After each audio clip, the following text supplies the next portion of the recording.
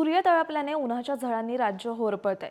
विदर्भात उन्हाचा चटका अधिक असून बुधवारी म्हणजेच काल 23 एप्रिल रोजी सकाळपर्यंतच्या 24 तासांमध्ये चंद्रपूर येथे देशातील उच्चांकी 45.8 अंश तापमानाची नोंद झाली। आज 24 एप्रिल रोजी विदर्भात उष्ण लाटेची शक्यता असल्याने दक्षतेचा इशारा, तर मध्य महाराष्ट्र, मराठवाड्यात उष्ण व दमट हवामानाचा अंदाज असल्याने दक्षतेचा इशारा हवामान विभागाने दिलाय। मंगळवारी म्हणजेच 22 एप्रिल रोजी सकाळपर्यंतच्या 24 तासांमध्ये ओडिशाच्या झसुरगुडा येथे देशातील उच्चांकी 46.2 अंश सेल्सिअस तापमानाची नोंद झाली।